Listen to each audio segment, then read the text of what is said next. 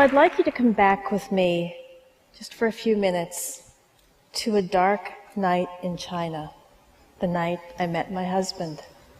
It was a city so long ago that it was still called Peking. So I went to a party. I sat down next to a stout middle-aged man with owl glasses and a bow tie. And he turned out to be a Fulbright scholar, there in China specifically to study Sino-Soviet relations. What a gift it was to the eager young foreign correspondent that I was then. I pump him for information. I'm mentally scribbling notes for the stories I plan to write. Talk to him for hours. Only months later, I discover who he really was. He was the China representative for the American Soybean Association. I don't understand. Soybeans? You told me you were a Fulbright scholar. Well, how long would you have talked to me if I told you you were in soybeans? I said, you jerk. Only jerk wasn't the word I used. I said, you could have gotten me fired.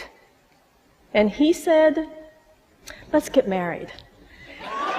Travel the world and have lots of kids. So we did.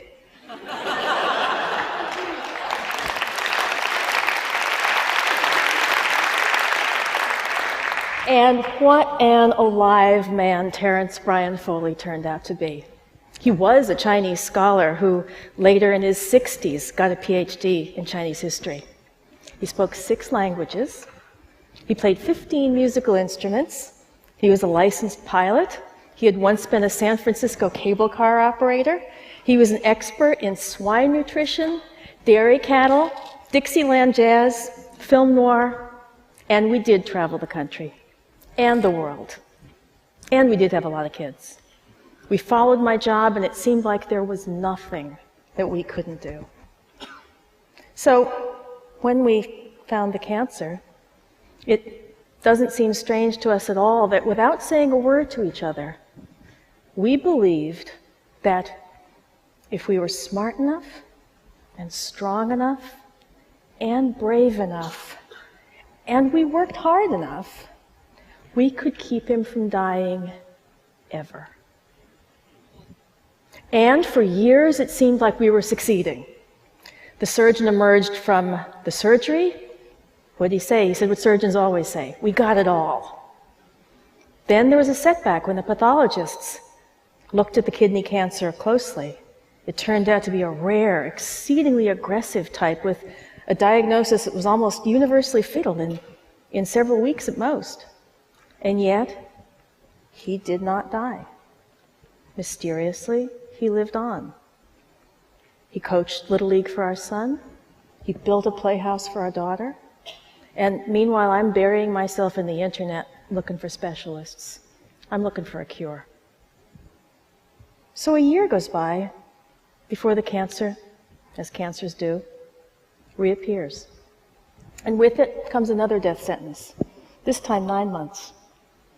So we try another treatment, aggressive, nasty. It makes him so sick he has to quit it, yet still he lives on. Then another year goes by, 2 years go by, more specialists. We take the kids to Italy, we take the kids to Australia. And then more years pass, and the cancer begins to grow. This time there's new treatments on the horizon. They're exotic, they're experimental. They're going to attack the cancer in new ways. So he enters a clinical trial, and it works. The cancer begins to shrink. And for the 3rd time, we've dodged death. So, now I ask you, how do I feel when the time finally comes and there's another dark night, sometime between midnight and 2 a.m., this time it's on the intensive care ward, when a 20-something resident that I've never met before tells me that Terence is dying, perhaps tonight. So what do I say when he says, "What do you want me to do?" There's another drug out there. It's newer. It's more powerful. He started it just 2 weeks ago. Perhaps there's still hope ahead. So what do I say?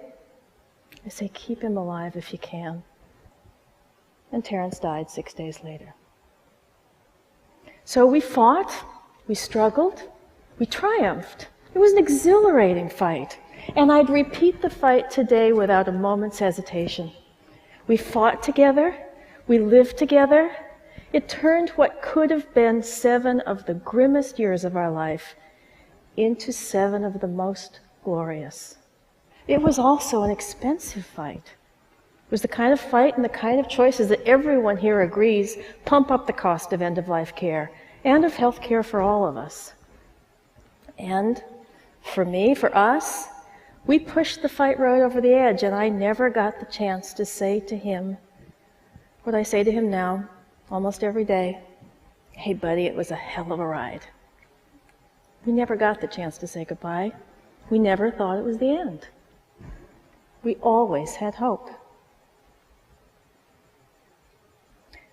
So, what do we make of all of this? Being a journalist, after Terence died, I wrote a book, The Cost of Hope. I wrote it because I wanted to know why I did what I did, why he did what he did, why everyone around us did what they did.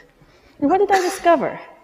Well, one of the things I discovered is that experts think that one answer to what I did at the end was a piece of paper.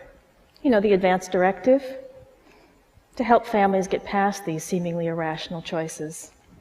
Yet, I had that piece of paper. We both did.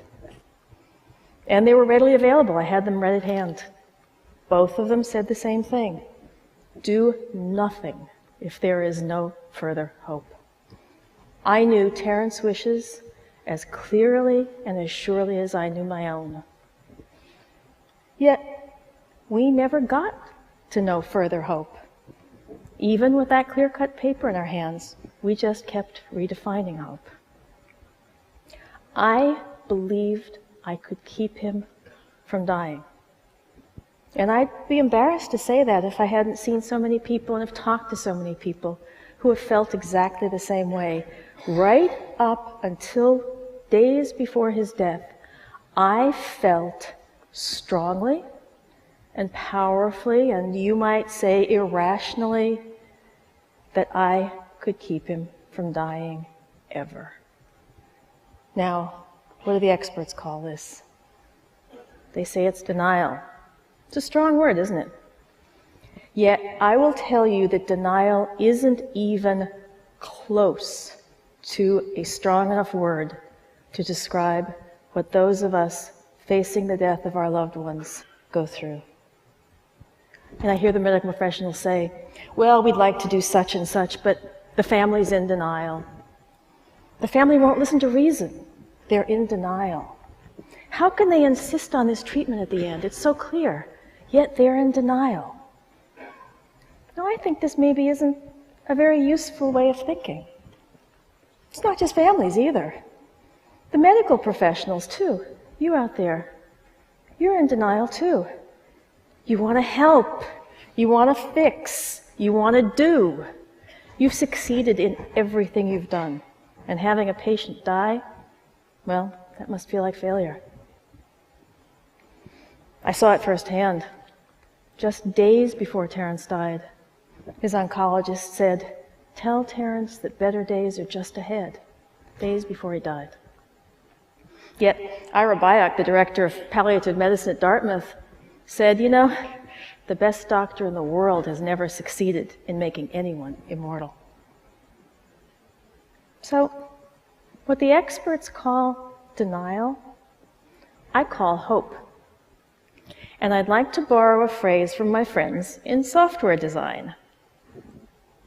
You just redefine denial and hope, and it becomes a feature of being human. It's not a bug, it's a feature.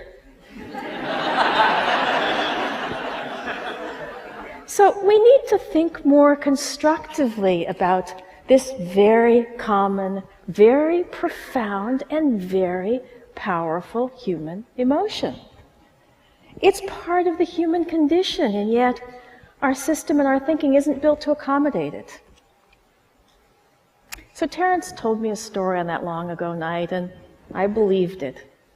Maybe I wanted to believe it. And during Terence's illness, we wanted to believe the story of our fight together too. Giving up the fight, for that's how it felt. It felt like giving up. Meant giving up not only his life, but also our story. Our story of us as fighters. The story of us as invincible. And for the doctors, the story of themselves as healers. So what do we need? Maybe we don't need a new piece of paper. Maybe we need a new story. Not a story about giving up the fight or of hopelessness, but rather a story of victory and triumph, of a valiant battle and eventually, a graceful retreat. A story that acknowledges that not even the greatest general defeats every foe, that no doctor has ever succeeded in making anyone immortal, and that no wife, no matter how hard she tried, has ever stopped even the bravest, wittiest, and most maddeningly lovable husband from dying when it was his time to go. People did mention hospice, but I wouldn't listen. Hospice was for people who were dying, and Terence wasn't dying. As a result, he spent just 4 days in hospice, which I'm sure, as you all know, is a pretty typical outcome. And we never said goodbye because we were unprepared for the end. We have a noble path to curing the disease, patients and doctors alike. But there doesn't seem to be a noble path to dying. Dying is seen as failing. And we had a heroic narrative for fighting together, but we didn't have a heroic narrative for letting go. So maybe we need a narrative for acknowledging the end and for saying goodbye. And maybe our new story will be about a hero's fight and a hero's goodbye.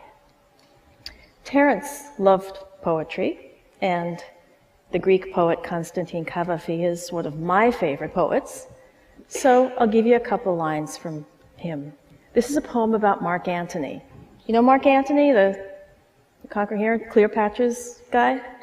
Actually, one of Cleopatra's guys. and you know, he's been a pretty good general. He's won all the fights. He's eluded all the people that are out to get him.